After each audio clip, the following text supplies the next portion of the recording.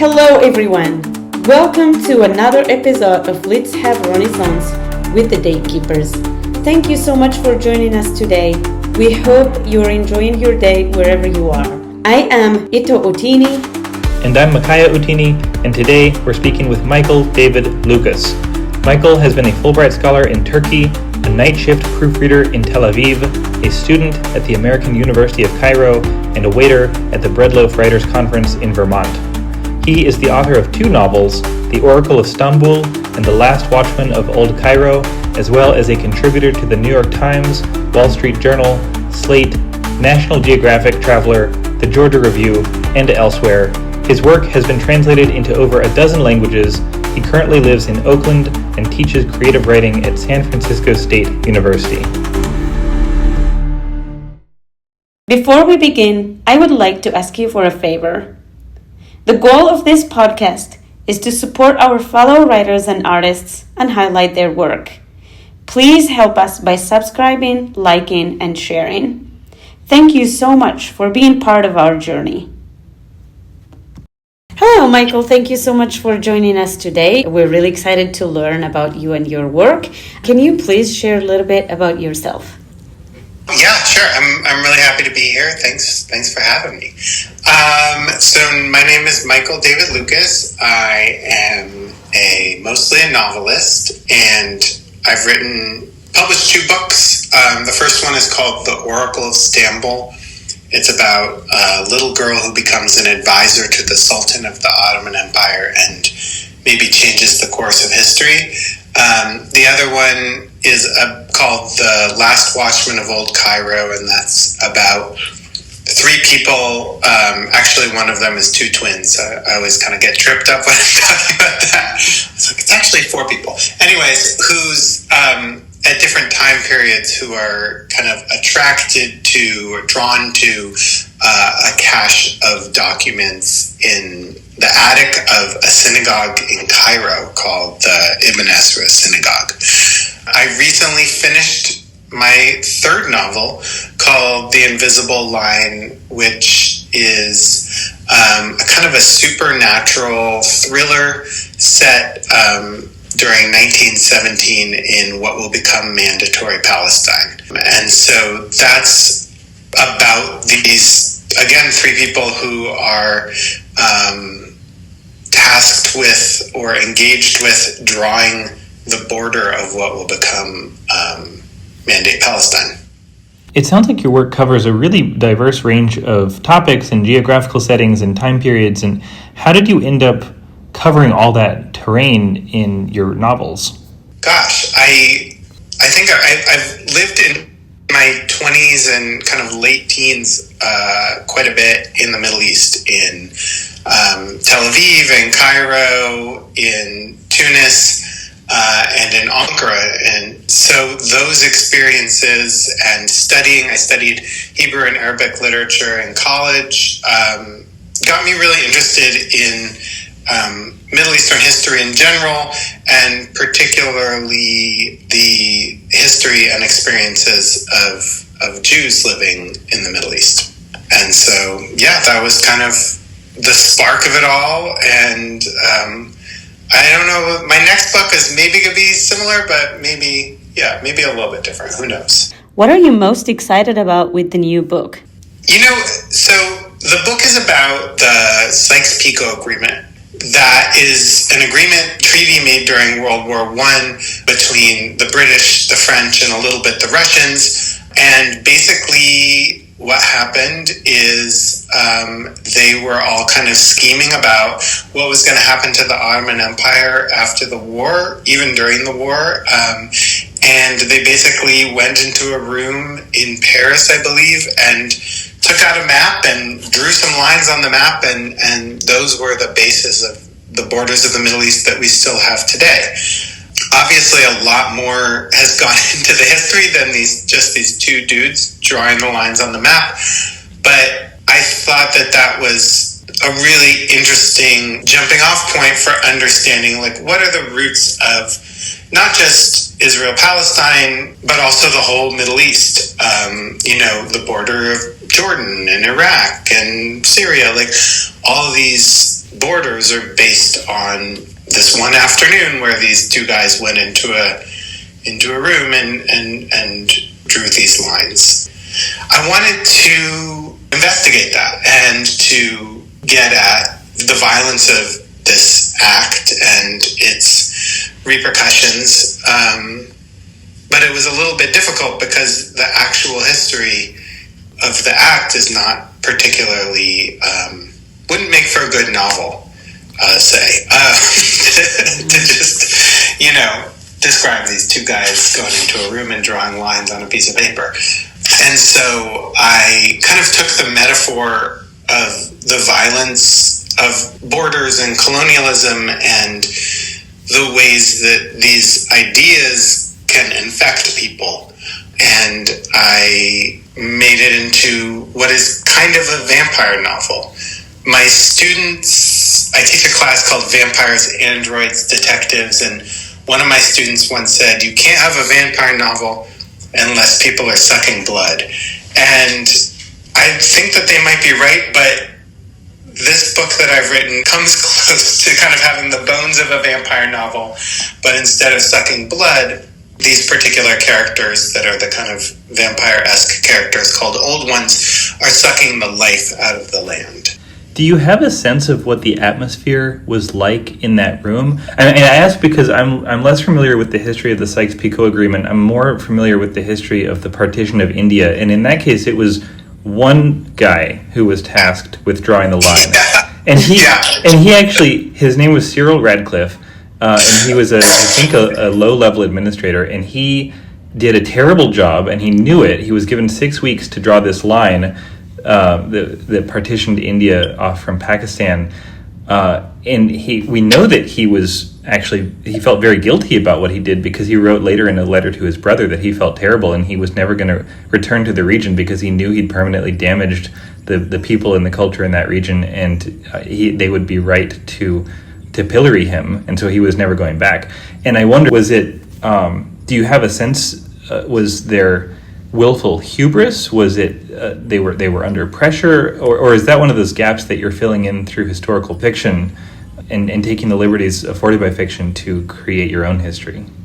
So, first of all, as far as I understand it, two of the big differences between the partition of India and that map and the map that was drawn for Sykes-Picot is, in the partition of India, they had the Survey of India, I believe, at the time. And they didn't have particularly great maps at the time. There was an 1880 map from something called the Palestine Exploration Fund. And that for a long time was the best map. So just like the actual map that they had was not particularly great.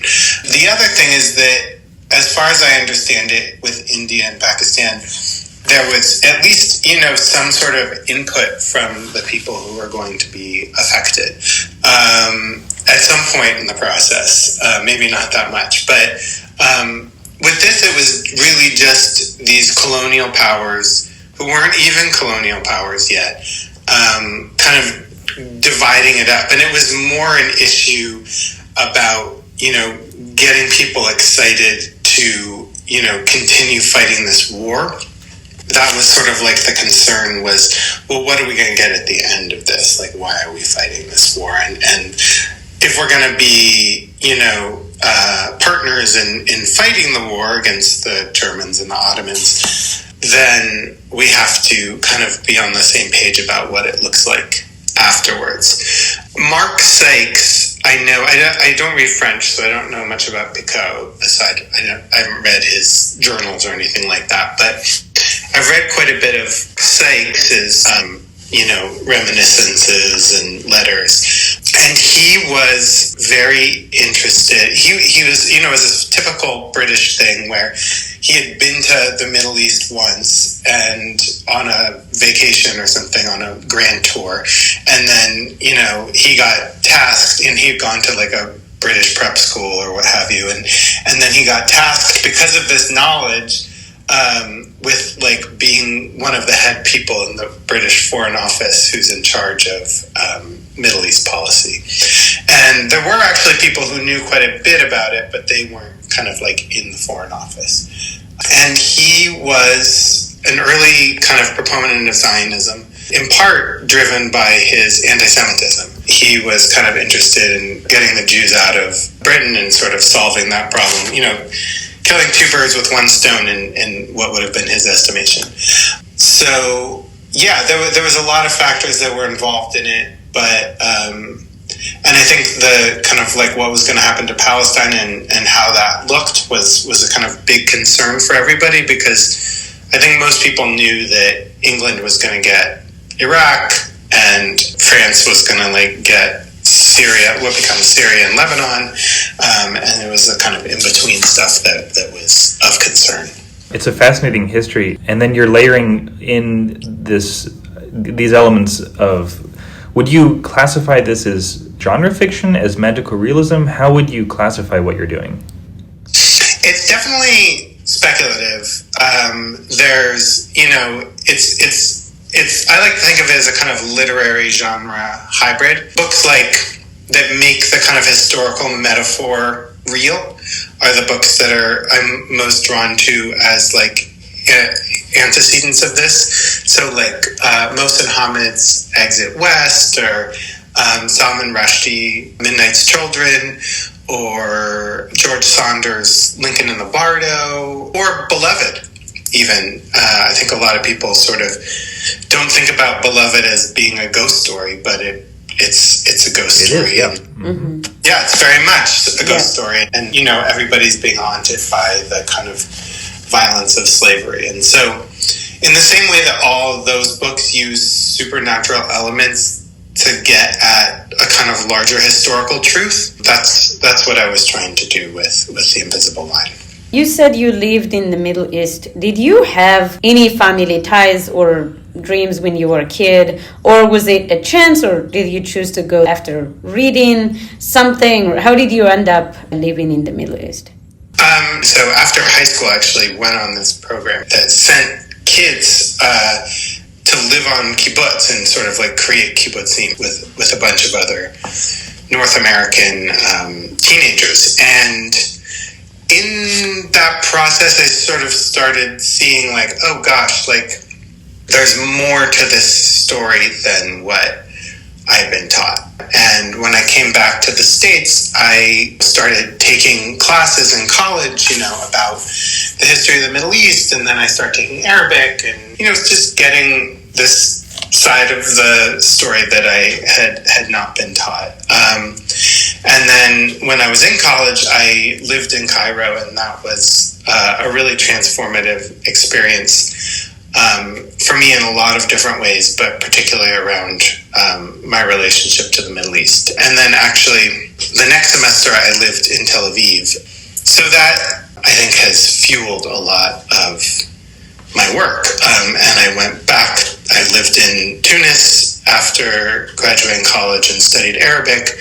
And that's where I started my first book, and then lived in Ankara, finished that first book, and then kind of went back, in my literary imagination, went back to Egypt and wrote about that. And I think I'd been scared for a long time, for lots of reasons, to write about, you know, Israel, Palestine, that history that was obviously at the heart of the Jewish relationship to modern history in the Middle East.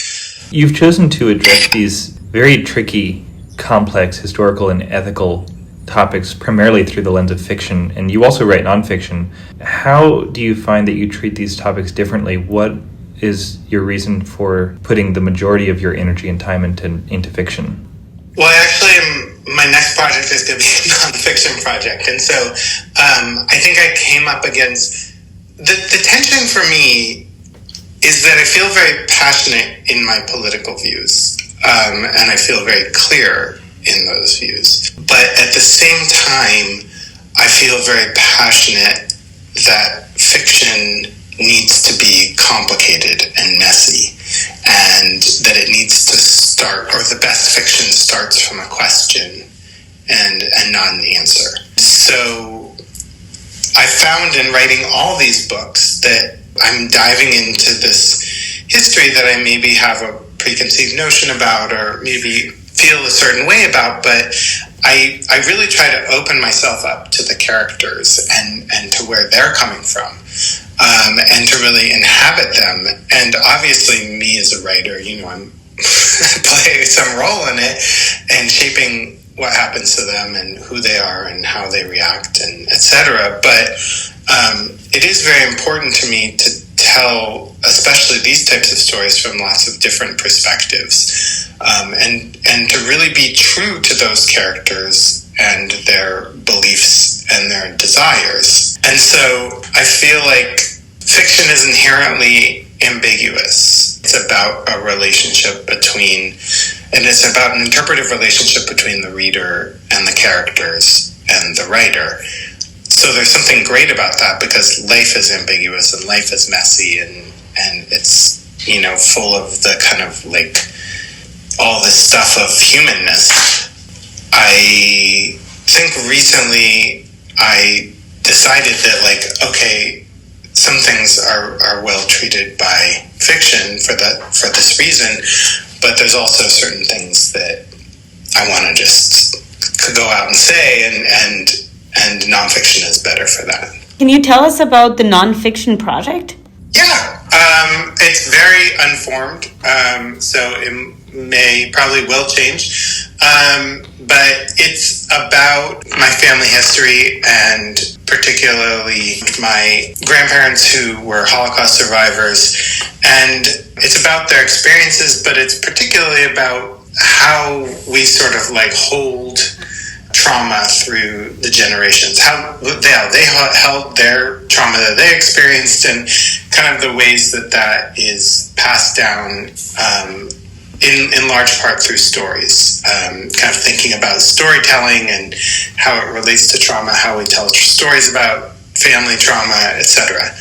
And then it kind of pivots from there, and thinks about, zooming out, how does, the Jewish community in general kind of understand the Holocaust, and then going from there to my experiences. And then from there, kind of asking, well, what's next? What's the kind of what's the way that I want to be in the world, and what's my relationship to this place, which is the only home I've ever known, and coming in some ways back to this idea of diaspora, both for Jews, but also for everybody. I pretty strongly believe that, no one has a particular claim on a particular land, because we're all from somewhere else. We've all moved somewhere else. We've all intermingled with each other. And this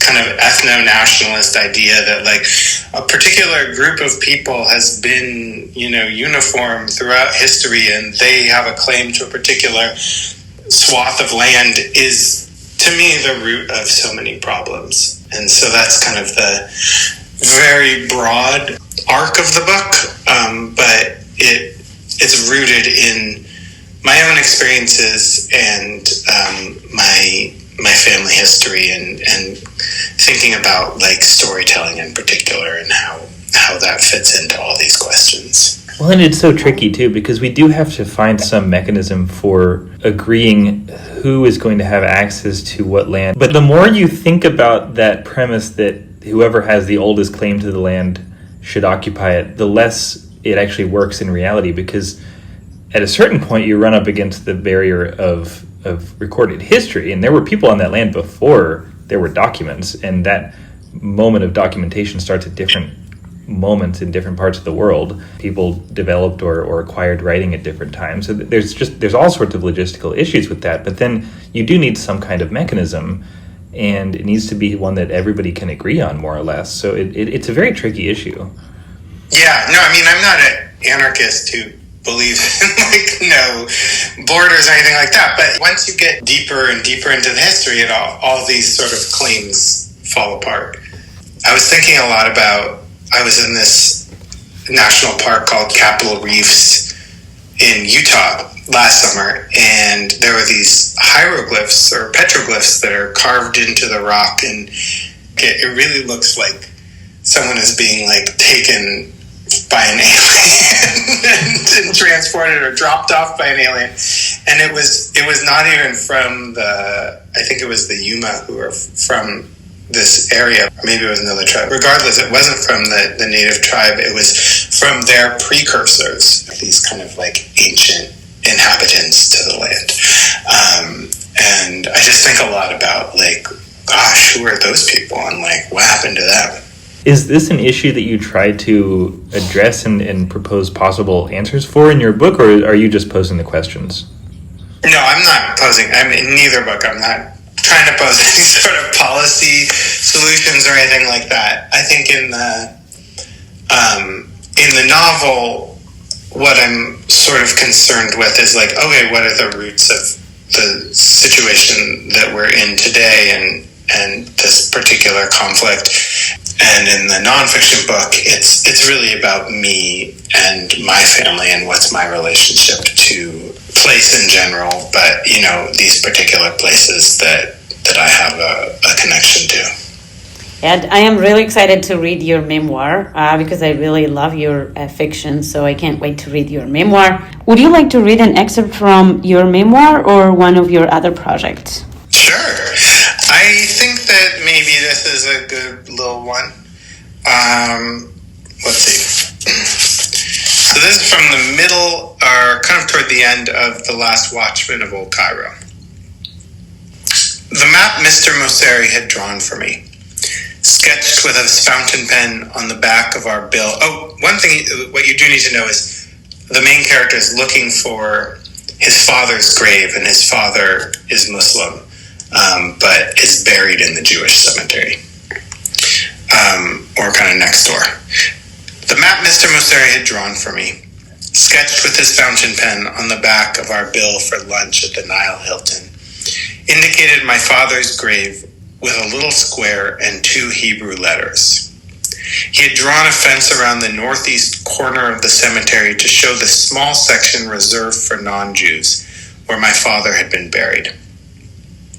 A few dashes in a circle marked the main entrance, the undertaker's house, a large tree, and the mausoleum of Moisa Katawi. But the map wouldn't be much use until I found the cemetery itself. The city of the dead, I said as I slid into the passenger seat of a cab idling outside the hotel across the street from my apartment. The Jewish cemetery, Basatin, wasn't on any of the maps, but from what Mr. Mosseri had said, it didn't sound particularly difficult to find. Tucked in along the base of the Muqattam Hills, between the Citadel and the Southern Cemetery, somewhere in that vast necropolis known as the City of the Dead. "Where are you going?" the driver asked me in English.